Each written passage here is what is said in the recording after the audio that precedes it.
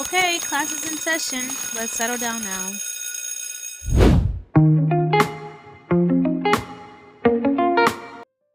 Okay, my question for you guys is, do you ever wonder the way of life and how things really work? No. Well, today we're going to be learning about culture. Does anyone know what culture is? Me. I know what it is. Is it when they talk about traditions and belief and like the way of life? Well, yes, No, but it's obviously when they talk about pop culture and mainstream media and how it influences our daily lives. that too, but it's Is it the thinking that abducts humans from planet Earth and kidnaps them to work in alternate dimensions, forcing them to work forever and ever as inferior beings?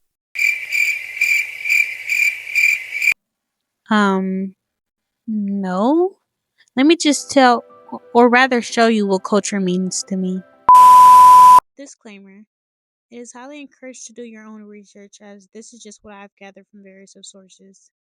This video is intended for educational purposes, and since culture itself is a broad term and is always changing, no single video can sum it up fully. After I've done a lot of research, I compacted it to my own version of what culture is. I've come to the conclusion that culture is like nature, almost like tree roots.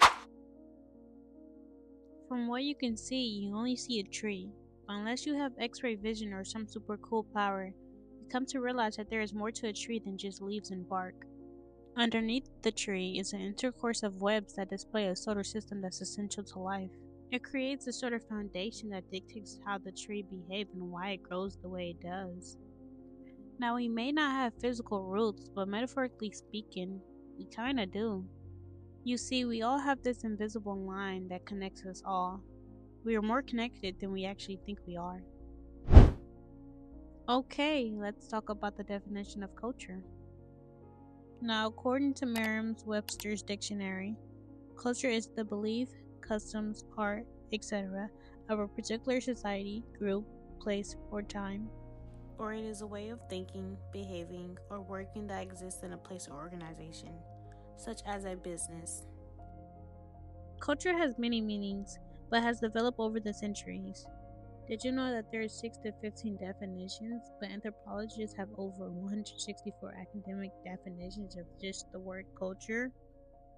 Crazy, right? Over 164 definitions? Wow. How's that possible? Yeah, how's that possible? Okay, settle down. To solve that question, we have to look into the origin of the word culture. The word culture comes from the Latin phrase cultura, which means cultivation, growth, or to care for. And that term is derived from the Latin term colere, and it acts as a verb that means to till or cultivate the soil. And that meaning was solely used for agriculture and farming. That meaning began to shift around 1st century BCE when a Roman orator, Cicero, used cultura animi in a metaphorical sense to describe cultivation of the soul. He compared the act of cultivating the soil to the likeness of human mind. We basically have the power to cultivate our knowledge, wisdom, understanding, and overall our soul. Around 14 and 1500s, the word was translated from Latin and French into English. The meaning referred to cultivating land still, but people around began developing their own definitions of the word. They used it to describe the process of good manners and intellectual improvement. In the 1800s, Europeans began using the word in high society. Culture meant sophistication and refinement. It was used to describe someone's educational status. Since then, philosophers began using the word to describe the state of mind, in an intellectual sense. By the 19th century, the word was made into a complete concept. Anthropologists around the world began using the word to describe it as a custom, or a belief, or a shared network of knowledge. For example, when Sir Edward Taylor released a book in 1871, it was called Primitive Culture, and he defined it as that complex whole which includes knowledge, belief, art, morals, law, customs, and any other capabilities and habits acquired by man as a member of society. He became what's known as the founder of cultural anthropology through his book which revolutionized the 19th century. There's a lot of subtopics of culture I can dive into because the word itself is very broad. But for now, I'm going to talk about two types of culture, technically the forms of culture. Surface culture versus deep culture. Surface culture being what you can see on the outside. This can be the clothes you wear, the art surrounding you, language or slang, or the music you listen to. Deeper culture basically being the invisible guidelines that forms your behaviors. Think of modesty and beauty regulations, mannerism, certain attitudes for authority figures and aging. I will provide the deeper examples on both, starting with surface culture. Since surface culture is basically what we can see from the outside, compare it to the tree analogy. You see barks and leaves, right? Well, the same can be said for humans. Surface culture can be mainstream media, gossip, news headlines, or to be more precise, imagine cultural clothing like jewelry, headwear, tribal clothing.